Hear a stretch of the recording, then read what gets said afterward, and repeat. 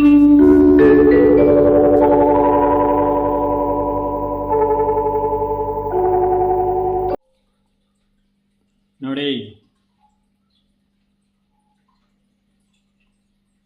ಭಾರತವನ್ನು ಅರಿತುಕೊಳ್ಳಬೇಕೆಂದರೆ ಸ್ವಾಮಿ ವಿವೇಕಾನಂದರನ್ನು ಓದಬೇಕು. ಅನಂತರ ಭಾರತದ ಧರ್ಮ ಗ್ರಂಥ ಎಂದರೆ ಅದು ಭಗವದ್ಗೀತೆ. ಏಕೆಂದರೆ ಭಾರತ ಖಂಡ, ಈಗ ಭಾರತ, ಹಿಂದೆ ಭರತಖಂಡ, ಜಗತ್ತಿಗೆ ನಾಗರಿಕತೆಯನ್ನು ಕೊಟ್ಟ ಭರತಖಂಡ ಈಗ ಭಾರತವಾಗಿದೆ. ಕಾನ್ಸ್ಟಿಟ್ಯೂಷನ್ನಲ್ಲಿ ಇಂಡಿಯಾ ಅಂತಿದೆ, ಭಾರತ್ ಅಂತ ಚೇಂಜ್ ಆಗಬೇಕು. ಇಂಥ ಅತ್ಯುತ್ತಮವಾದ ಅಮೆಂಡ್ಮೆಂಟ್ಗಳು ಆಗಬೇಕಾಗಿದೆ. ಆದರೆ ಅನುಕೂಲ ಸಿಂಧುಗಳು, ಹಿಂದೆ ಆಳಿದವರು, 70 ವರ್ಷ ಆಳಿದವರು, ಅವರಿಗೆ ಬೇಕಾದಂಗೆ ಕಾನ್ಸ್ಟಿಟ್ಯೂಷನ್ ಆರ್ಟಿಕಲ್ಸ್ನ ಚೇಂಜ್ ಮಾಡಿದ್ದಾರೆ, ಎಮರ್ಜೆನ್ಸಿನೂ ತಂದಿದ್ದಾರೆ. ಅದರ ಪರಿಣಾಮ ಏನಾಯಿತು ಅಂತ ಗೊತ್ತಾಗಿದೆ. ಈಗ ಅವರೇ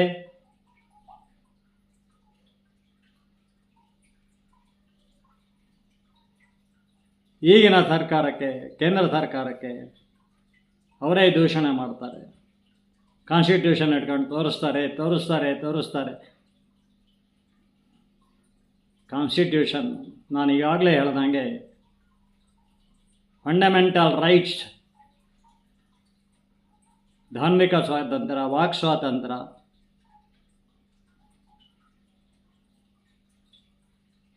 ವ್ಯಕ್ತಿ ಸ್ವಾತಂತ್ರ್ಯ, ಇದೆಲ್ಲ ಪೌರ ನೀತಿ, ಪ್ರಜೆಗಳಿಗೆ ಕೊಟ್ಟಿರುವ ಸ್ವಾತಂತ್ರ್ಯ. ಇನ್ನು ಬಾಕಿ ಎಲ್ಲ ರಾಜಕಾರಣಿಗಳಿಗೆ ಸಂವಿಧಾನ, ಹೇಗೆ ಆಡಳಿತ ನಡೆಸಬೇಕು ಅನ್ನೋದು ಅಲ್ಲವೇ ವಿವೇಕಾನಂದರು ಹೇಳ್ತಾರೆ. ಭರತಖಂಡದಲ್ಲಿ ಗಲೀಜು ಗಲ್ಲಿಗಳಲ್ಲಿ ವಾಸ ಮಾಡುವರು ಬಡವರು, ಅವರನ್ನು ಜೀವನದ ಸಭ್ಯತೆಗೂ ಹೋಲಿಸುವುದಕ್ಕೆ ಸಾಧ್ಯ ಇಲ್ಲ. ಈಗಂತೂ ಇಲ್ಲ, ಲಾಂಗು ಮಚ್ಚೆ ಇಟ್ಕೊಂಡು ಓಡಾಡೋ ಸ್ಥಿತಿಗೆ ಬಂದುಬಿಟ್ಟಿದ್ದಾರೆ. ನಮ್ಮ ಇಂದಿನ ಸಿನಿಮಾಗಳನ್ನು ನೋಡಿ, ಲಾಂಗು ಮಚ್ಚೆ ಇಟ್ಕೊಂಡು ಗೂರಾಯಿಸಿದಂಥ ಹೀರೋಗಳು ಈಗ ನಿಜ ಜೀವನದಲ್ಲಿ ಏನಾಗಿದ್ದಾರೆ, ಅವರಿಗೆ ದೈಹಿಕವಾಗಿ ಏನು ತೊಂದರೆ ಆಗಿದೆ ಎನ್ನುವುದನ್ನು ನೀವು ಬಲ್ಲಿರಿ. ಯಾರು ಸಮಾಜ ಕಲ್ಯಾಣ ಮಾಡ್ತಾರೋ ಅವರು ಸಮಾಜ ಅವರ ಕಲ್ಯಾಣವನ್ನು ಮಾಡ್ತಾರೆ ಎಂಬುದು ಬಹಳ ದೊಡ್ಡವರ ಮಾತು, ಜ್ಞಾನಿಗಳ ಮಾತು.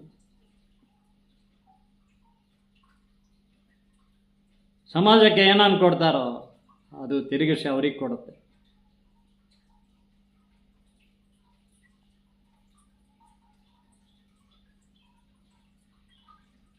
ಗಲ್ಲಿಗಳಲ್ಲಿ ಎಲ್ಲಿಂದ ಪ್ರೇರಣೆ ಆಗಿದ್ದು? ಲಾಂಗ್ ಮಚ್ಚಿ ಹಿಡ್ಕೊಂಡು ಓಡಾಡೋದು, ಕೊಲೆಗಳನ್ನು ಮಾಡೋದು, ಸುಲಿಗೆ ಮಾಡೋದು, ಗುರಾಯಿಸ್ಕೊಂಡು ನೋಡೋದು ಪ್ರೇರಣೆ ಆಗಿದ್ದು ಎಲ್ಲಿಂದ? ಆ ಇಬ್ಬರು ಹೀರೋಗಳಿಗೆ ಏನಾಯಿತು? ಒಬ್ಬನಿಗೆ ಬೆನ್ನಿಲ್ಲ, ಬೆನ್ನು ಬಹಳ ಮುಖ್ಯ, ಬೆನ್ನಿನ ಮೂಳೆ ಪ್ರಾಬ್ಲಮ್ಮು ಒಂದು ಸಾರಿ ಬಂತು ಅಂದರೆ ಸುಲಭಕ್ಕೆ ವಾಸಿ ಆಗೋದಿಲ್ಲ. ಇನ್ನೊಂದು ಕಿಡ್ನಿ ಪ್ರಾಬ್ಲಮ್ಸ್.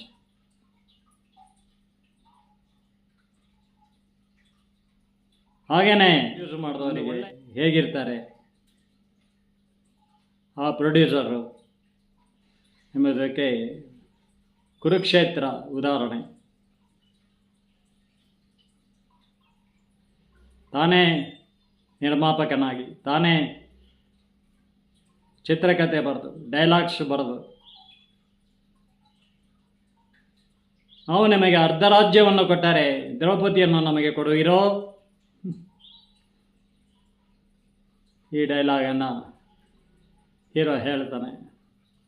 ಯಾರು ಅಂತ ಗೊತ್ತಾಯ್ತು ನಿಮಗೆ. ಆ ಪ್ರೊಡ್ಯೂಸ್ ಮಾಡಿದವನೇನಾದ ಕೊನೆಗೆ ಆತನು ಜೈಲಿಗೆ ಹೋಗಬೇಕಾಯ್ತು ಬೇರೆ ಯಾವುದೋ ಕಾರಣಕ್ಕೆ. ಆದರೂ ಕೂಡ ಇವೆಲ್ಲ ಪಾಪಗಳು ಸುತ್ತುಕೊಳ್ತವೆ. ಇಲ್ಲೇ ಸ್ವರ್ಗ, ಇಲ್ಲೇ ನರಕ, ಮೇಲೇನಿಲ್ಲ ಸುಳ್ಳು ಎಂಬ ಹಳೆಯ ಚಿತ್ರದ ಗೀತೆ ನೆನಪಿಗೆ ಬರುತ್ತೆ.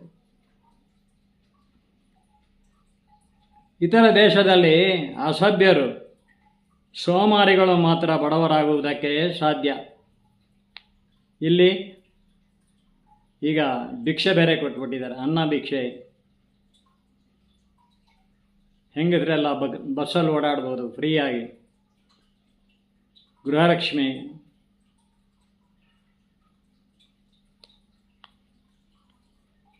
ಭಾಗ್ಯ, ಹೀಗೆ ಅವರನ್ನು ಇನ್ನಷ್ಟು ಸೋಮಾರಿಗಳನ್ನಾಗಿ ಮಾಡೋದು. ನಮ್ಮ ದೇಶದಲ್ಲಿ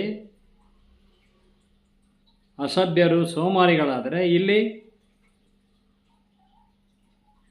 ಪರಾವಲಂಬಿಗಳೇ ಸೋಮಾರಿಗಳು, ಬಡವರು, ಅಜ್ಞಾನಿಗಳೇ ಬಡವರು. ಅಜ್ಞಾನ, ಅನಕ್ಷರತೆ, ಮೂಢನಂಬಿಕೆ, ಬಡತನ ಈ ದೇಶದ ಮಹಾಶತ್ರುಗಳು ಅಂತ ಹೇಳ್ತಾರೆ ಹಿರಿಯ ಪತ್ರಕರ್ತರು ಅಂತ ಹೇಳಿದ್ದೆ ನಾನು ನಿಮಗೆ.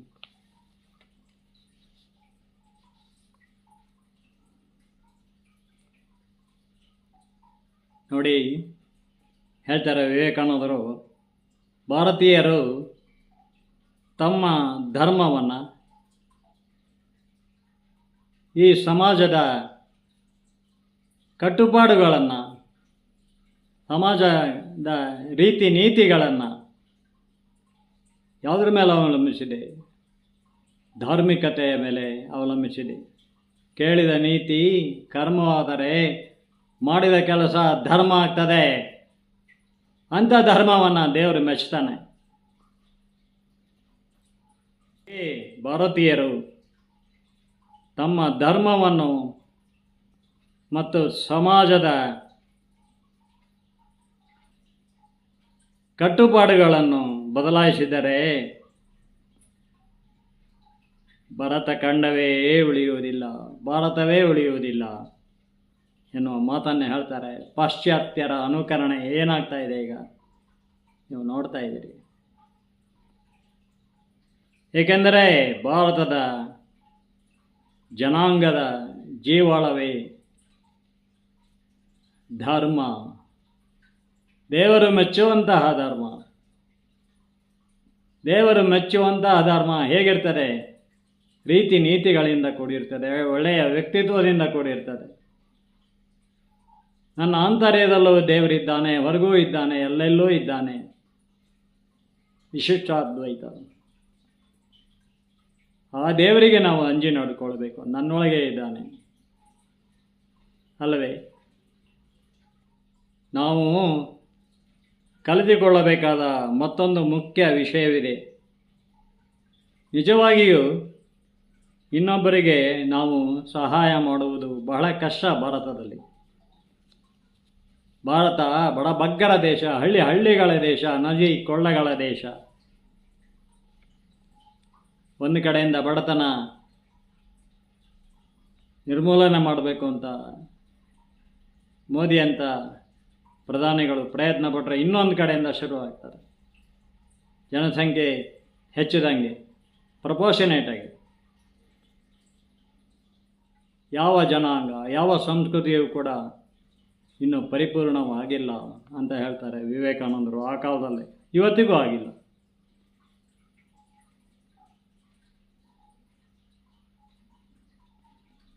ಆದರೆ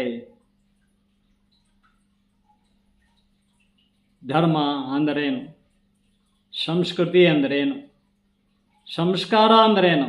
ವಂಶಪಾರಂಪರ್ಯವಾಗಿ ಬಂದಿರುವುದು ಸಂಸ್ಕಾರ.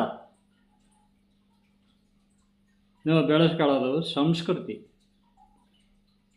ಅದನ್ನು ನೀವು ಅರ್ಥ ಮಾಡಿಕೊಂಡ್ರೆ ಬಡವಂ ಬಲ್ಲಿದನಾಗಲೇ. ಹರ ಹರ ಶ್ರೀ ಚನ್ನ ಸೋಮೇಶ್ವರ. ಬಡವಂ ಬಲ್ಲಿದನಾಗನೇ, ಹಾಗೆ ಆಗ್ತಾನೆ. ಹಿಂತಿರುಗಿ ನೋಡಿದಾಗ ಹೆಮ್ಮೆ ಪಡ್ತಾನೆ. ಇದು ನನ್ನ ಅನುಭವವೂ ಕೂಡ ಹೌದು.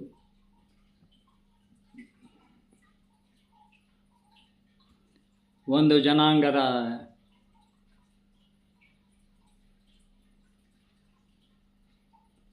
ರೀತಿ ನೀತಿ, ಅವರ ಧಾರ್ಮಿಕತೆ ಎಂದು ತೆಗೆದರೆ ಮತ್ತೇನು ಉಳಿಯುತ್ತೆ? ಭಾರತದಲ್ಲೇ ಇರಬೇಕಾದ್ರೆ ಭಾರತೀಯರಾಗಿರಬೇಕು. ಹಿಂದೂ ಆಗಿದ್ದರೆ ಅವನು ಹಿಂದೂ ಆಗಿರಬೇಕು, ಮುಸ್ಲಿಂ ಆಗಿದ್ದರೆ ಮುಸ್ಲಿಂ ಆಗಿರಬೇಕು, ಕ್ರೈಸ್ತ ಆಗಿದ್ದರೆ ಕ್ರೈಸ್ತನೇ ಆಗಿರಬೇಕು. ಅವರವರ ಧರ್ಮಾಚರಣೆಯಲ್ಲಿ ಧರ್ಮ ಎಲ್ಲರಿಗೂ ಒಂದೇ. ನಾನಾಗಲೇ ಹೇಳ್ದಂಗೆ, ಕೇಳಿದ ನೀತಿ ಕರ್ಮವಾದರೆ ಮಾಡಿದ ಕೆಲಸ ಧರ್ಮವಾಗ್ತದೆ. ಹಾಗಾಗಿ ಧರ್ಮ ದೇವರು ಮೆಚ್ಚ ಅಂತ ಧರ್ಮ ಅದು. ಧರ್ಮ ಎಲ್ಲರಿಗೂ ಒಂದೇ. ವೈದಿಕ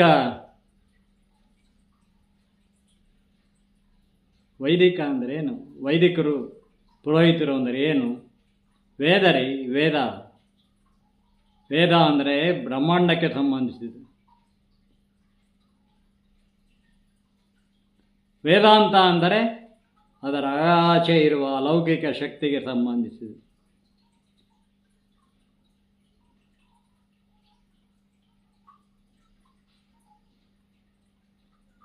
ಸನಾತನಿಗಳು, ಮನುವಾದಿಗಳು, ಈ ಪದಗಳೆಲ್ಲ ಹುಟ್ಟಾಕಿದ್ದೇ ಯಾರು?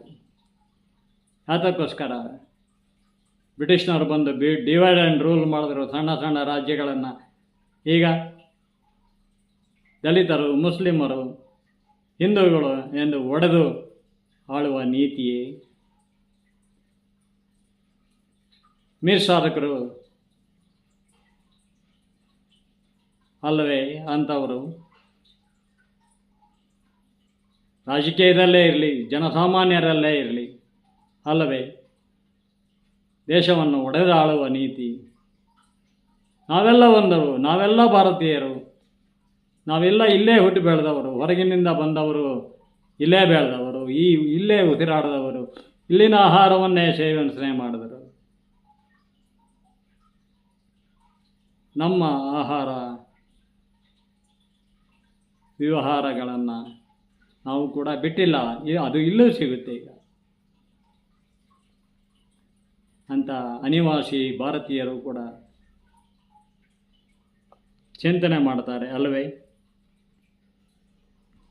ಹೀಗಾಗಿ ಇದನ್ನು ಬದಲಾಯಿಸೋಕ್ಕೆ ಪ್ರಯತ್ನ ಮಾಡಬಾರದು.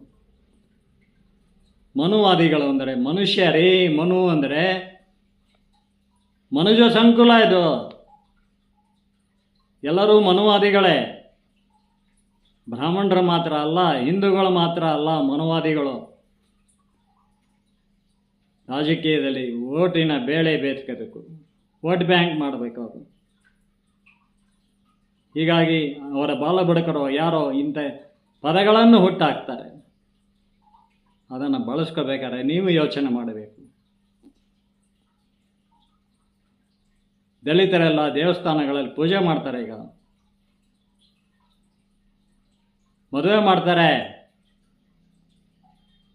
ಆದರೆ ಇಂಥ ಒಂದು ಯಥಾ ರಾಜ ತಥಾ ಪ್ರಜಾ ಅನ್ನೋ ಹಾಗೆ ರಾಜಕಾರಣಿಗಳಲ್ಲಿ, ಆಳುವ ಪ್ರಭುಗಳಲ್ಲಿ, ರಾಜ್ಯದಲ್ಲಿ ಅವರೇ ಹಿಂಗೆ ಭಿನ್ನ ಭಾವವನ್ನು ಹುಟ್ಟು ಹಾಕಿಬಿಟ್ರೆ ಛೇ.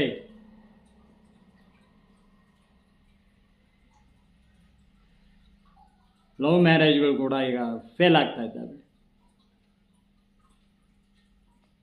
ಸಿಕ್ಕಾಪಟ್ಟೆ. ಹಿಂದೆ ಒಂದು ಮಾತಿತ್ತು, arranged marriages are good, love marriages are failures ಅಂತ. Arranged marriages are successful. ಈಗಲೂ ಹಾಗೇನೇ ಇದೆ. ಆದರೆ ಆ ಕಾಲದಲ್ಲಿ ಎಷ್ಟೋ ಪಾಲಿಗೆ ಲವ್ ಮ್ಯಾರೇಜಸ್ಸು ಸಕ್ಸಸ್ ಆಗ್ತಾಯಿದ್ವು. ಈಗ ವಿಪರೀತ ಕೊಲೆ ಸುಲಿಗೆ,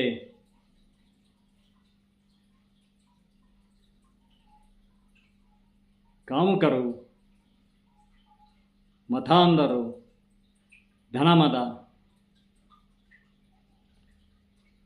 ಕ್ಷಣಿಕ ಸುಖಕ್ಕಾಗಿ ಮಾಡಬಾರದ್ದನ್ನು ಮಾಡಿ, ಕೊಲೆಯೋ ಮಾಡಿ, ಸುಲಿಯೋ ಮಾಡಿ ಆತ್ಮಹತ್ಯೆ ಮಾಡಿಕೊಳ್ಳೋದು. ಕೊನೆಗೆ ಎಷ್ಟೊತ್ತಿ ಎಲ್ಲಿದ್ದರೂ ಕೂಡ ಹಿಡಿದಾಕ್ಬಿಡ್ತಾರೆ, ಜೈಲು ಸೇರೋದು.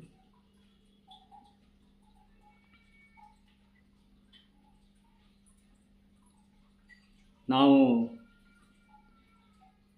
ಜಾತಿ ಭೇದ ವರ್ಗ ಇವನ್ನೆಲ್ಲ ಬದಿಗಿಟ್ಟು ಒಂದಾಗಬೇಕು. ಆಗ ಮಾತ್ರ ನಮ್ಮ ದೇಶ ಪ್ರಜಾಪ್ರಭುತ್ವಕ್ಕೆ ನಾವು ನ್ಯಾಯ ಸಲ್ಲಿಸಬೇಕಾಗುತ್ತದೆ. ಜಗತ್ತಿಗೆ ನಾಗರಿಕತೆಯನ್ನು ಕೊಟ್ಟ ಧರ್ಮ ಹಿಂದೂ ಧರ್ಮ. ಹಾಗಾಗಿ ಇದು ಹಿಂದೂ ರಾಷ್ಟ್ರ ಆಗಿದರೆ ಏನು ಯಾರಿಗೂ ಏನು ತೊಂದರೆ ಆಗುವುದಿಲ್ಲ. ಯಾಕೆಂದರೆ ಹಿಂದೂ ಧರ್ಮ ಸರ್ವ ಧರ್ಮ ಸಹಿಷ್ಣುತೆಯ ಧರ್ಮ. ಯಾವ ಕಮ್ಯುನಿಸಮ್ಗಿಂತ ಬುದ್ಧ ಭಾರತ ಆಗಬೇಕು ಅಂತ ನಾವು ಹುಚ್ಚು ಬೇರೆ ಇದೆ. ಈಗ ಇವರೆಲ್ಲ ಯಾರು? ಇವರೆಲ್ಲ ಡಾಕ್ಟ್ರೇಟ್ ತೆಗೆದುಕೊಂಡವರು. ಇವರಲ್ಲಿ ಡಾಕ್ಟ್ರೇಟ್ ಹೇಗೆ ತಗೊಳ್ತಾರೆ? ಅದು ಕೂಡ ನನ್ನ ಸ್ವಂತ ಅನುಭವಕ್ಕೆ ಬಂದಿದೆ. ನಾನು ಒಂದು ಕಂಪ್ಯೂಟರ್ ಇನ್ಸ್ಟಿಟ್ಯೂಟ್ ನಡೆಸ್ತಾ ಇದ್ದಾಗ ಕಂಪ್ಯೂಟರ್ ಕ್ಷೇತ್ರಕ್ಕೆ ನಾನು ಬರದೇ ಹೋಗಿದ್ದರೆ ಅಲ್ಲಿ ಕೆಲವಾರು ಲಕ್ಷಗಳನ್ನು ಲಕ್ಷಗಟ್ಟಲೆ, ಕೆಲವಾರು ಅಲ್ಲ, ಕಂಪ್ಯೂಟರ್ ಅಂಬೆಗಾಲು ಇಡುವಾಗ ಬಂದವನು ನಾನು. ಕತೆ ಕಾದಂಬರಿಗಳನ್ನು ಸುಧಾ, ಮಯೂರ, ತರಂಗ ಆಲ್ಮೋಸ್ಟ್ ಎಲ್ಲ ಪತ್ರಿಕೆಗಳಲ್ಲಿ ಬರಿತಾ ಇದ್ದನು. ಕಾದಂಬರಿಗಳನ್ನು ಕೂಡ ಅನಿರೀಕ್ಷಿತವಾಗಿ ನಾನಿದ್ದ ವಠಾರಕ್ಕೆ ಕಂಪ್ಯೂಟರನ್ನು ತಂದಿದ್ದೆ. 35,000 ಕೃತಿಗಳ ಪರಿಚಯ. ನನ್ನ 3 ಟೈಟಲ್: ವಿನ್ ಕಂಪ್ಯೂಟರ್, DTP ಮೇಜಿನ ಮೇಲಿನ ಪ್ರಕಾಶನ ಮತ್ತು win your PC. Win computer ಅನ್ನೋದು ಬೇಸಿಕ್, ವಿಂಡೋಸ್ 7, ವಿಂಡೋಸ್ 10 ಈಗಿರೋದು ಏನೋ ಅಂತ ವ್ಯತ್ಯಾಸ ಇಲ್ಲ. ಅಲ್ಲಿವರೆಗೂ ನಾನು ರಿವೈಸ್ಡ್ ಮಾಡಿ ಮಾಡಿ ಮಾಡಿ ಹಾಕಿದ್ದೇನೆ. ನನಗೆ ಯಾರೂ ಗುರು ಇಲ್ಲ, ನಾನೇ ನನ್ನ ಮಕ್ಕಳಿಗೆ ಗುರು ಎಂದೇ ಹೆಮ್ಮೆಯಿಂದ ಹೇಳ್ತೇನೆ. ಕಂಪ್ಯೂಟರ್ ಕಾನ್ಸೆಪ್ಟನ್ನು ಅರ್ಥ ಮಾಡ್ಕೋಬೇಕು ಅಂದರೆ ವಿಂಡೋಸ್ 7 ಕಂಪ್ಯೂಟರ್ ಕಲಿಕೆಗೊಂದು ಕೈಪಿಡಿ, ವಿನ್ ಕಂಪ್ಯೂಟರ್ಸ್ ಓದಬೇಕು ಅನ್ನೋದು ಇವತ್ತಿಗೂ ಇದೆ. ನವ ಕರ್ನಾಟಕದಲ್ಲಿ ಸಿಗ್ತದೆ. ಯಾರು ಸಮಾಜ ಕಲ್ಯಾಣ ಮಾಡ್ತಾರೋ ಅವ್ರ ಕಲ್ಯಾಣವನ್ನು ಸಮಾಜವೇ ಮಾಡುತ್ತೆ ಅಂತ ನನಗೆ ಟೆಲಿಕಾಂ ಡಿಪಾರ್ಟ್ಮೆಂಟಲ್ಲಿ ನಾನು ವರ್ಕ್ ಮಾಡಿರೋದು 30 ವರ್ಷ 3 ತಿಂಗಳು ಮಾಡಿ VR ತೆಗೆದುಕೊಂಡಾಗ ನನಗೆ ನನ್ನ ಶ್ರೀಮಜ್ಜಿ ಜೊತೆಗೆ ಕೂರಿಸಿ ಸನ್ಮಾನ ಮಾಡ್ತಾರೆ, ಬೀಳ್ಕೊಡ್ತಾರೆ, ರಿಟೈರ್ಡ್ ಆಗಿ ಹೋಗ್ತಾ ಇದ್ದಾರೆ ಅಂತ. ಆಗ ನಾನು ಹೇಳಿದ್ದೆ, ಅದು ಯಾವ ಧೈರ್ಯದ ಮೇಲೆ ಹೇಳಿದ್ದೆ, ಅದು ಯಾವ ಆತ್ಮಶಕ್ತಿಯಿಂದ ಹೇಳಿದ್ದೆ ನನಗೂ ಗೊತ್ತಿಲ್ಲ. ಯಾರು ಸಮಾಜ ಕಲ್ಯಾಣವನ್ನು ಮಾಡ್ತಾರೋ ಅವರ ಕಲ್ಯಾಣವನ್ನು ಸಮಾಜವೇ ಮಾಡುತ್ತದೆ. ನಾನೇ ಉದಾಹರಣೆ ರೀ. ಈಗ ತಿರುಗಿ ನೋಡಿದ್ರೆ ನನಗೆ ಸಂತೋಷ ಆಗ್ತದೆ. ನಂಬಿ ಕೆಟ್ಟವರಿಲ್ಲವೋ ಭಗವಂತನ, ನಂಬದೇ ಕೆಟ್ಟರೆ ಕೆಡಲಿ. ಇದು ನನ್ನ ಧ್ಯೇಯ ವಾಕ್ಯವಾಗಿತ್ತು. ಹಾಗೇನೇ ನಾನು ಮುಂದುವರೆದಿದ್ದೇನೆ. ಅದು ದೈವಾನುಭವ. ಈಗಿನ ಜನಾಂಗಕ್ಕೆ ಇದು ಎಷ್ಟು ಮಟ್ಟಿಗೆ ಅರ್ಥ ಆಗ್ತದೋ ಏನೋ. ನನ್ನ ತುತ್ತೂರಿ ನಾನೇ ಊರಿಕೊಳ್ತಾ ಇದ್ದೇನೆ. ಡಾಕ್ಟ್ರೇಟ್ ಹೇಗೆ ತಗೊಳ್ತಾರೆ ಗೊತ್ತಾ? ಉಲ್ಲೇಖ ಉಲ್ಲೇಖ ಉಲ್ಲೇಖ ಹೊಡೆಯೋಕ್ಕೆ ಶುರು ಮಾಡ್ತಾರೆ. ನಾನು ಇನ್ಸ್ಟಿಟ್ಯೂಟಲ್ಲಿ ಬಂದ್ಬಿಟ್ಟು ಸ್ವಲ್ಪ ಟೈಪ್ ಮಾಡಿ ಕೊಡಿತಾರೆ, ಚೆನ್ನಾಗಿ ಮಾಡ್ತೀರಾ ನೀವು. ಶಿವಮೊಗ್ಗದಲ್ಲಿ ನಂದೇ ಒಂದು ಕಂಪ್ಯೂಟರ್ ಇನ್ಸ್ಟಿಟ್ಯೂಟ್ ಮಾಡಿದ್ದೆ. ಸಾಹಿತ್ಯ ಕ್ಷೇತ್ರದಿಂದ ದೂರ ಆಗಿಬಿಟ್ಟೆ, ಕಂಪ್ಯೂಟರ್ ಕ್ಷೇತ್ರಕ್ಕೆ ಬಂದು ನನ್ನೇ ಇನ್ಸ್ಟಿಟ್ಯೂಟ್ ಮಾಡಿದೆ. ಅಲ್ಲಿ ಕಂಪ್ಯೂಟರ್ ಪುಸ್ತಕಗಳನ್ನು ನಾನು ಬರೆಯೋಕ್ಕೆ ಶುರು ಮಾಡಿದ್ದೆ. ಚೆನ್ನಾಗಿ ಮಾಡ್ತೀರಿ ಅಂತ ಬಂದರು ಒಬ್ಬ ಮೇಷ್ಟ್ರು ಶಿವಮೊಗ್ಗದವರೇ. ನಾನು ಶಿವಮೊಗ್ಗ ಇನ್ಸ್ಟಿಟ್ಯೂಟಲ್ಲಿ ಇದ್ದಾಗ, ನಾನು ಶಿವಮೊಗ್ಗದಲ್ಲಿ ವಾಸವಾಗಿದ್ದಾಗ ನನ್ನ ಹೆಂಡತಿ ಮಕ್ಕಳೊಂದಿಗೆ, ಏನ್ರಿ ಬರೀ ಉಲ್ಲೇಖ ಹೊಡಿತೀರಿ? ಇನ್ನೇನೋ ಒಂದು ವೀಡಿಯೋದಲ್ಲಿ ಹೇಳಿರ್ಬೇಕು ನಾನು. ಈ ಉಲ್ಲೇಖಗಳ ಮೇಲೆ, ಈ ರೆಫರೆನ್ಸ್ಗಳ ಮೇಲೆ ನೀವೇನು ಥೀಸಿಸು ಬರೀರಿ, ಏನು ಡೆಸರ್ಟೇಷನ್ ಬರ್ರಿ, ನಿಮ್ಮ ಕಮೆಂಟ್ಸ್ ಏನು, ನೀವೇನು ಕಂಡಿಡಿದ್ರಿ ಅದನ್ನು ಹೇಳಿದ್ದಾರೆ. ನೋಡಿ ಶಿವರಾಮ್, ಸುಮ್ಮನೆ ನೀವು, ನಾನು ಹೇಳ್ತೀನಿ, ನೀವು ಸುಮ್ಮನೆ ಉಲ್ಲೇಖಗಳನ್ನು ಹೊಳಿತಾ ಹೋಗಿ ಅಂದರು. ಆಮೇಲೆ ಬೆಂಗಳೂರಲ್ಲೂ ಒಬ್ಬರು ನನಗೆ ಸ್ನೇಹಿತರು ಸಿಕ್ಕರು, ಡಾಕ್ಟ್ರೇಟ್ ತಗೊಂಡಿರೋರು, ಪ್ರಾಂಶುಪಾಲಾಗಿ ರಿಟೈರ್ಡ್ ಆಗಿರೋರು. ಏನು ಸರ್ ಹೇಗಿರುತ್ತಾ, ನೀವು ಗೈಡಾಗಿ ವರ್ಕ್ ಮಾಡಿರ್ಬೋದು,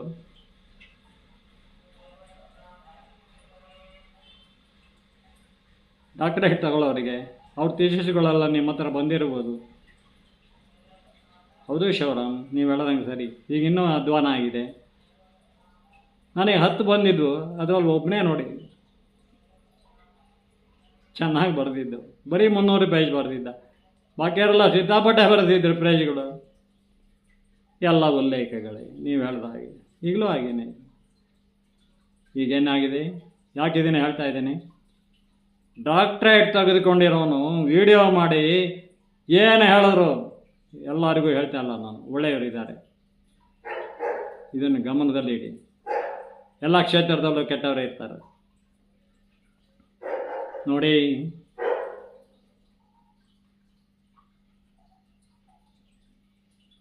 ಇಲ್ಲಿ ಮಾಡಿದ್ದನ್ನು ಇಲ್ಲೇ ಅನುಭವಿಸ್ಬೇಕು. ಪಾಪ ಕರ್ಮ ಬೆನ್ನು ಹತ್ಕೊಂಡು ಬರ್ತವೆ, ಬೆನ್ನು ಹಿಂದೆನೇ ಇರ್ತವೆ.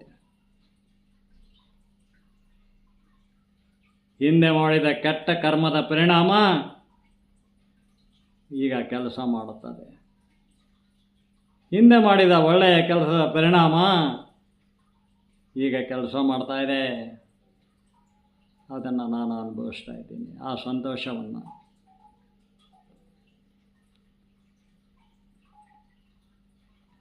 ಹಾಗಾಗಿ ಎಲ್ಲರ ಹೃದಯಾಂತರಾಳದಲ್ಲಿ ನಿಜವಾದ ಪರಮಾತ್ಮ ಇದ್ದಾನೆ ಅಂತ ವಿವೇಕಾನಂದರು ಹೇಳ್ತಾರೆ.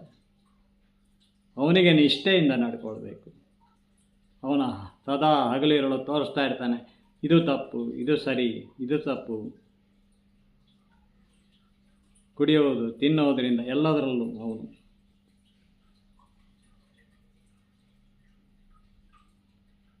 ಅವನ ಪ್ರೇರಣೆ ಇಲ್ಲಿ ಇರ್ತದೆ. ಆದ್ದರಿಂದ ನಾವು ಜಾಗೃತರಾಗ್ತಾ ಇರಬೇಕು ಯಾವಾಗಲೂ. ಆದರೆ ಅದನ್ನೆಲ್ಲ ಮರೆತು ನೀಚ ಸ್ವಾರ್ಥಗಳಿವು. ಮೊದಲು ಸ್ವಾರ್ಥದಿಂದ ಆರಂಭ ಆಗ್ತದೆ, ರಜೋಗುಣದಿಂದ.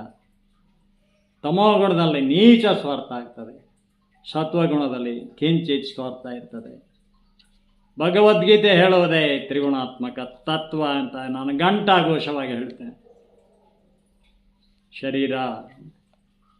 ನಮ್ಮ ಶರೀರ ಹಗಲಿರುಳು ಪಂಚಭೂತಗಳೊಡನೆ ಸ್ಪಂದಿಸ್ತದೆ. ಅವುಗಳಲ್ಲಿ ಅಗ್ನಿ ಶರೀರದ ಶಾಖ,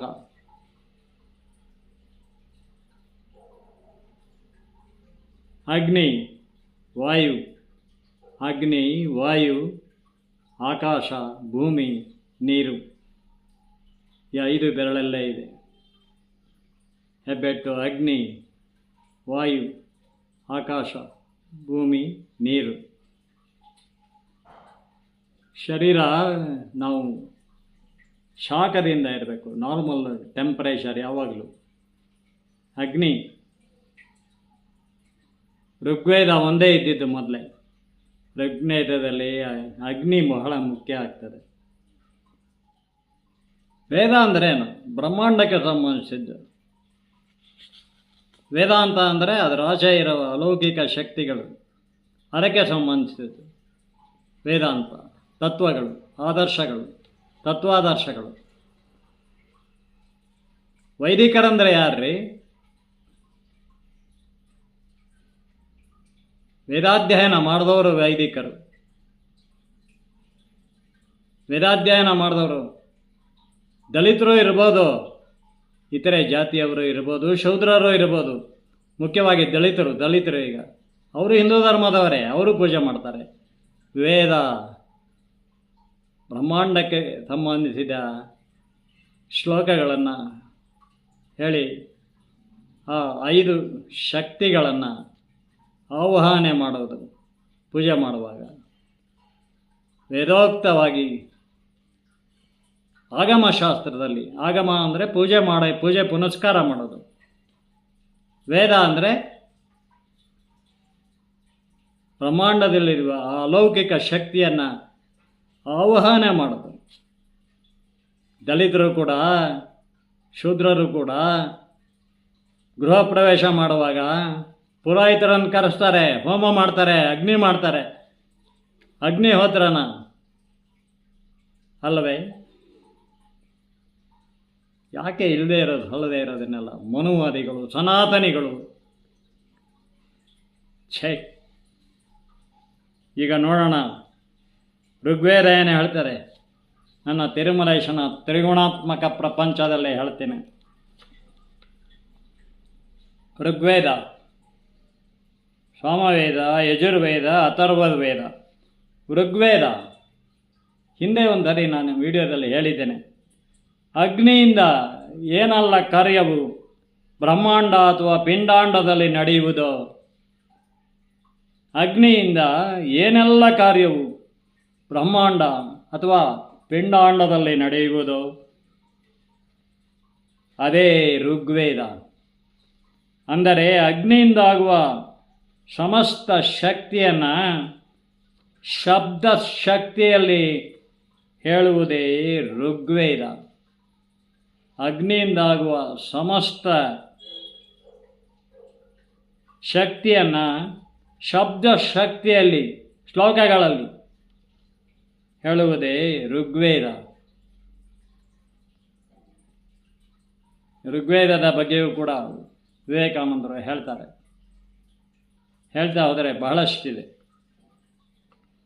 ಋಗ್ವೇದ, ಸಾಮವೇದ ಅಂದರೆ ಮನಸ್ಸು ಬುದ್ಧಿವಂತಿಕೆಯನ್ನು ಮೀರಿದ ಪ್ರಜ್ಞಾವಂತಿಕೆಯು ಜೀವಾತ್ಮನ ಜೊತೆಗೂಡಿದಾಗ ನಡೆಯುವ ಜಂಟಿ ಕಾರ್ಯವೇ ಸಾಮವೇದ.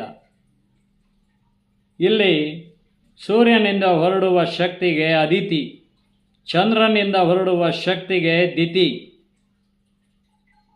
ಇವೆರಡೂ ಕೂಡಿದ ಶಕ್ತಿಯೇ ಆದಿತ್ಯ. ಅದಿತಿ, ದಿತಿ, ಆದಿತ್ಯ ಇವೆರಡೂ ಶಕ್ತಿ, ಸೂರ್ಯ ಚಂದ್ರರ ಶಕ್ತಿ ಒಂದುಗೂಡಿ ಬ್ರಹ್ಮಸ್ವದ ಪಂಚಭೂತಗಳೊಡನೆ ಪ್ರವೇಶಿಸಿದಾಗ ಅವರೀರ್ವರ ಶಕ್ತಿಪಥದಲ್ಲಿ ನಡೆಯುವ ಅಲೌಕಿಕ ಪರಿವರ್ತನೆಯನ್ನು ಶಬ್ದ ಶಕ್ತಿಯಲ್ಲಿ ಹೇಳುವುದೇ ಸಾಮವೇದ. ಅದೇ ರೀ ಭಕ್ತಿ ಗೀತೆಗಳು ಸಾಮವೇದದಲ್ಲಿ ಸಂಕೀರ್ತನೆಗಳು. ಈಗ ಹೇಳಿದಾಗೆ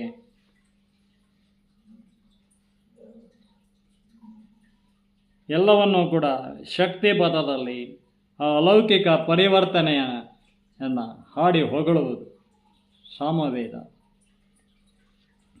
ಯಜುರ್ವೇದ, ಮನುಷ್ಯ ಬದುಕಲು ಶಾಖ ಅತ್ಯಗತ್ಯ. ಅವನ ಪ್ರಾಣ ವಾಯುವಿನ ಉಸಿರಾಟಕ್ಕೆ ಅಗ್ನಿಯೊಂದಿಗೆ ನಿತ್ಯ ನಿರಂತರ ಹಗಲು ರಾತ್ರಿ ಯಜ್ಞ ಮಾಡುವನು. ಈ ನಿತ್ಯ ನಿರಂತರ ಅಗ್ನಿ ದೇವದಲ್ಲಿ ನೊಂದು ಬಾಳಿ ಬೆಂದು ಬದುಕುವನು. ಅವನ ಜೀವಮಾನದುದ್ದಕ್ಕೂ ನಡೆಯುವ ಈ ಜೈವಿಕ ಕ್ರಿಯೆಯನ್ನು ಶಬ್ದ ಶಕ್ತಿಯ ಶ್ಲೋಕಗಳಲ್ಲಿ ಹೇಳುವುದೇ ಯಜುರ್ವೇದ. ಏನು ಪುರೋಹಿತರನ್ನು ವೈದಿಕರನ್ನು ಕರೆಸಿದಾಗ ನೀವೊಂದು ಯಜ್ಞ ಮಾಡ್ತಿರಲ್ಲ, ಆತ ಹೇಳ್ತಾ ಇರ್ತಾನಲ್ಲ ವೇದೋಕ್ತವಾದ ಆ ಶ್ಲೋಕಗಳನ್ನು ಏನಂತ ತಿಳಿದಿದ್ದೀರಿ ನೀವು? ಪಂಚಭೂತಗಳ ಆರಾಧನೆ. ನಮ್ಮ ಸನ್ಮಾನ್ಯ ಭೈರಪ್ಪನವರು ಹೇಳೋ ಹಾಗೆ ಈ 5 ಎಲಿಮೆಂಟ್ಸ್ಗೂ ಅವ್ರು ಹೇಳೋ ಕೆಮಿಕಲ್ ಎಲಿಮೆಂಟ್ಸ್ಗೂ ಬಹಳ ವ್ಯತ್ಯಾಸ ಇದೆ. ಅದು ಶರೀರದಲ್ಲಿ ಸಂಚರಿಸುವ ರಕ್ತ ಮತ್ತು ನೀರಿನ ಅಂಶ ಇದಕ್ಕೆ ಸಂಬಂಧಿಸಿದ್ದು. ಶರೀರದಾದ್ಯಂತ ನೀರೇ ಜಾಸ್ತಿ ಇರೋದು. 2 ಭಾಗ, 1 ಭಾಗ ಅಷ್ಟೇ ಮೂಳೆ ಮಜ್ಜೆ ಇರೋದು. ಒಂದು ಆಶ್ಚರ್ಯವಾಗ್ತದೆ. ಅಲ್ಲಿ ನರಮಾನವ ಅಂತಾರೆ, ಮಾಂಸದ ಮಾನವ ಅನ್ನಲ್ಲ. ಹಾಗಾಗಿ ಕೆಮಿಕಲ್ಸ್ ಮಾತ್ರೆಗಳಲ್ಲಿರ್ತವೆ. ಆ ಮಾತ್ರೆಗಳಲ್ಲಿ ಯಾವುದು ಪಂಚಭೂತ ಶಕ್ತಿ ಇರೋದಿಲ್ಲ, ಆ್ಯಂಟಿಬಯೋಟಿಕ್ಸಲ್ಲಿ ಇರೋದಿಲ್ಲ. ಆ ಕೆಮಿಸ್ಟ್ರಿ ಬೇರೆ. ಅದು ಶರೀರದಾದ್ಯಂತ ಸಂಚರಿಸುವ ರಕ್ತ ಪರಿಚಲನೆ ಹಾಗೂ ಉಸಿರಾಟಕ್ಕೆ ಸಂಬಂಧಿಸಿದ್ದು, ನರಗಳ ಶಕ್ತಿಗೆ ಸಂಬಂಧಿಸಿದ್ದು, ಮಾಂಸ ಮಜ್ಜೆಗೆ ಸಂಬಂಧಿಸಿದ್ದಲ್ಲ ಅದು.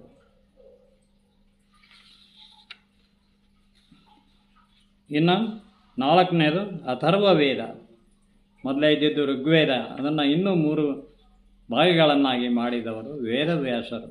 ಒಟ್ಟು 4 ಮಾಡಿದವರು. ಭೂಮಿ ಸಂಪನ್ಮೂಲ ಭರಿತವಾದದ್ದು. ಭೂಸಂಪತ್ತಿಗೆ ಸೂರ್ಯ, ಚಂದ್ರ, ಪ್ರಕೃತಿ ಇವುಗಳೇ ಪ್ರಧಾನ ಅಲ್ವೇ? ಭೂಸಂಪತ್ತೆಂದರೆ ಪರ್ವತಗಳು, ಬೆಟ್ಟ, ಕಣಿವೆಗಳು, ಅರಣ್ಯ, ಹಳ್ಳ ಕೊಳ್ಳ, ನದಿಗಳು, ಸಮುದ್ರ, ಪಶು ಪಕ್ಷಿ, ಪ್ರಾಣಿಗಳು ಇತ್ಯಾದಿ. ಮನುಷ್ಯನ ಶರೀರ ಸಂಪತ್ತು ಭೂಸಂಪತ್ತುಗಳು ಪಂಚಭೂತಗಳಿಂದ ಕೂಡಿದ ಅಂಗಾಂಗಗಳಲ್ಲಿದೆ. ಅವನ ಅಂಗಾಂಗಗಳ ರಸರೂಪವಾಗಿ ಹರಿಯುವ ಶಕ್ತಿಗೆ ಅಂಗೀರಸ ಎನ್ನುವರು. ಈ ಅಂಗೀರಸ ಶಕ್ತಿಯ ಶರೀರದ ಸಂಪನ್ಮೂಲವನ್ನು, ಅಂದರೆ ಶರೀರ ಸಂಪತ್ತನ್ನು ವೃದ್ಧಿಸುತ್ತದೆ. ಇದಕ್ಕೆ ಸಪೋರ್ಟಿಂಗ್ ಆಗಿಯೇ ಕೆಮಿಕಲ್ಸ್ ಇರೋದು, ಔಷಧಿಗಳು ಬಂದಿರೋದು. ಋಷಿ ಅಂಗೀರಸ.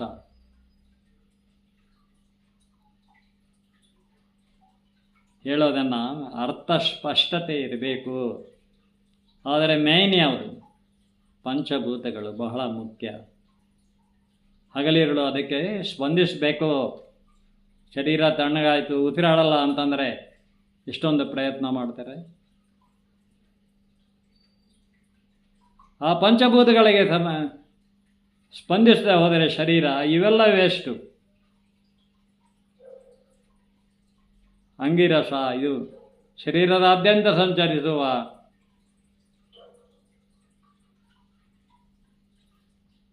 ರಕ್ತ ಪರಿಚಲನೆ ಅಲ್ಲ, ಅದಕ್ಕಿಂತ ಮುಖ್ಯವಾಗಿರೋದು ಯಾವುದು?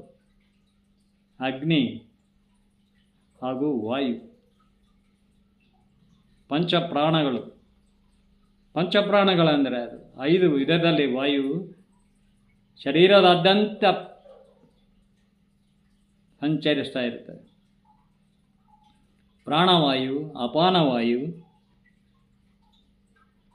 ಸಮಾನವಾಯು, ಉದಾನವಾಯು, ವ್ಯಾನವಾಯು. ಪ್ರಾಣವಾಯು, ಅಪಾನವಾಯು ಇಲ್ಲಿಂದ ಅಂಗುಷ್ಟದವರೆಗೆ ಎಲ್ಲ ಕೆಳಗಿಳಿಬೇಕು. ಪ್ರಾಣವಾಯು ಇಲ್ಲಿ ಉಸಿರಾಟಕ್ಕೆ ಗಂಟಲು, ಮೂಗು, ಕಣ್ಣು ಇವೆಲ್ಲ, ಗಂಟಲು, ಕಿವಿ, ಮೂಗು ಇಲ್ಲಿ ಸೇರುತ್ತವೆಲ್ಲ. ಅದು ಪ್ರಾಣವಾಯು. ತೇಗ ಬರಬೇಕು, ಉಸಿರು ಸಿಕ್ಕೊಳ್ಳಬಾರದು. ಅಪಾನವಾಯು ಕೆಳಗಡೆ ಊಸೋಗಬೇಕು, ಹೊಟ್ಟೆ ಊದ್ಕೋಬಾರ್ದು, ಪಚನ ಕ್ರಿಯೆ ಚೆನ್ನಾಗಿ ನಡಿಬೇಕು. ಉದಾನವಾಯು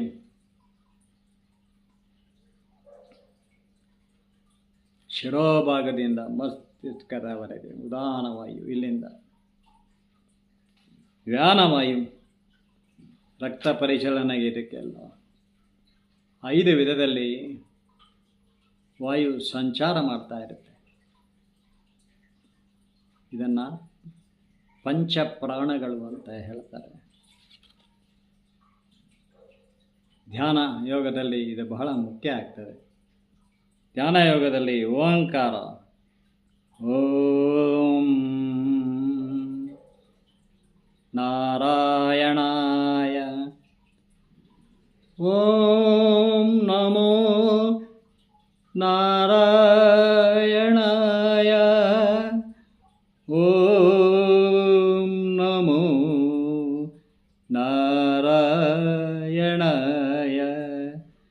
ಓಂ ನಮೋ ನಾರಾಯಣಾಯ. ಇನ್ನು ಬೀಜಾಕ್ಷರಿ ಮಂತ್ರ ಅಂತ ಹೇಳ್ತಾರೆ. ಓಂ ನಮಃ ಶಿವಾಯ ಅಂತಲೂ ಹೇಳ್ಬೋದು. ಅವರವರ ಭಾವಕ್ಕೆ, ಅವರವರ ಭಕ್ತಿಗೆ, ಅವರವರಿಗೆಲ್ಲ ಅವನೊಬ್ಬನೇ ಇರ್ತೀಯನು ಶಿವಯೋಗಿ. 3 ರೂಪಗಳಲ್ಲಿ ನೋಡ್ತೀವಿ, ಬ್ರಹ್ಮ, ವಿಷ್ಣು, ಮಹೇಶ್ವರನ್. ಆಮೇಲೆ ಇವೆಲ್ಲ ನಾಮಕೋಟಿ ರೂಪಾತಿಶಯ ಅಲ್ಲವೇ? ಹಿಂದೂ ಧರ್ಮ, ಸನಾತನ ಹಿಂದೂ ಧರ್ಮ ಸರ್ವಧರ್ಮ ಸಹಿಷ್ಣುತೆಯ ಧರ್ಮ. ಎಲ್ಲರೊಂದಿಗೂ ಒಟ್ಟಿಗೆ ಸಹಬಾಳ್ವೆ. ಪಕ್ಕದಲ್ಲೇ ಮುಸ್ಲಿಮ್ಸ್ ಇರ್ತಾರೆ. ಬನ್ನಿ, ನನ್ನ ಶ್ರೀಮತಿ ಊರಿಗೆ ಹೋದರೆ ಹಾಸನಕ್ಕೆ ಹೊಸಲೈನ್ ರೋಡಲ್ಲಿ, ಬನ್ನಿ ಚನ್ನಗಿರಿಗೆ, ನನ್ನ ಅಜ್ಜಿ ಊರು, ನಮ್ಮ ತಾಯಿ ಊರು. ಬನ್ನಿ, ಅಲ್ಲಿ ಸುತ್ತಮುತ್ತಲ ಚನ್ನಗಿರಿ ಕೋಟೆ ಸುತ್ತಮುತ್ತಲ ಮುಸ್ಲಿಮ್ಸ್ ಇದ್ದಾರೆ. ನಮ್ಮ ತಾಯಿ ಮನೆ ಒಂದು ಕಾಲಕ್ಕೆ ತೊಟ್ಟಿ ಮನೆ. ಅವರೆಲ್ಲ ಚೆನ್ನಾಗಿರ್ತಾರೆ. ಎಲೆಕ್ಷನ್ ಬಂದ್ಕೊಳ್ಳೆ ಎಲ್ಲ ನಾವೆಲ್ಲ ಬೇರೆ ಆಗ್ಬಿಡ್ತೀವಿ. ಅವರಿಗೆ ಅಷ್ಟೇ, ಅವರಲ್ಲೂ ಬುದ್ಧಿವಂತರಿದ್ದಾರೆ ರೀ, ಮುಸ್ಲಿಮ್ಸಲ್ಲೂ ದಲಿತರಲ್ಲೂ ಇದ್ದಾರೆ ರೀ. ಕೆಟ್ಟವರು ಎಲ್ಲರಲ್ಲೂ ಇರ್ತಾರೆ, ಜಾಸ್ತಿ ಇರ್ತಾರೆ. ಒಳ್ಳೆಯದಕ್ಕೆ ಬಹಳ ಬೆಲೆ. ಅದಕ್ಕೇನೆ ಯೋಚನೆ ಮಾಡಿ. ಎಲ್ಲ ಜನಾಂಗದಲ್ಲೂ ಕೆಟ್ಟವರು ಇರ್ತಾರೆ, ಜಾಸ್ತಿ ಇರ್ತಾರೆ, ಒಳ್ಳೆಯವರು ಕಡಿಮೆ ಇರ್ತಾರೆ. ಇಡೀ ಪ್ರಪಂಚದಲ್ಲಿ ಕೆಟ್ಟದ್ದು ಜಾಸ್ತಿ ಇರುತ್ತೆ, ಒಳ್ಳೆಯದು ಕಡಿಮೆ ಇರುತ್ತೆ. ಇದು ತ್ರಿಗುಣಾತ್ಮಕ ತತ್ವ. ಅರೆ, ಒಳ್ಳೆಯದೇ ಜಾಸ್ತಿ ಇದ್ಬಿಟ್ಟಿದ್ರೆ ಮನುಷ್ಯ ಹುಚ್ಚಾಗ್ಬಿಡ್ತಿದ್ದ. ಅಲ್ಲೇ ಯೋಚನೆ ಮಾಡಿ. ಮನುಷ್ಯನಿಗೆ ಸ್ವತಂತ್ರವಾಗಿ ಆಲೋಚನೆ ಮಾಡುವ ಶಕ್ತಿಯನ್ನು ಕೊಟ್ಟಿದ್ದಾನೆ. ಓಟಿನ ಬೇಟೆಯಲ್ಲಿ ನೀವು ಒಂದು ಬಲಿ ಪಶುಗಳಾಗಬೇಡಿ, ಅದಕ್ಕೆ ಬಲಿಯಾಗಬೇಡಿ.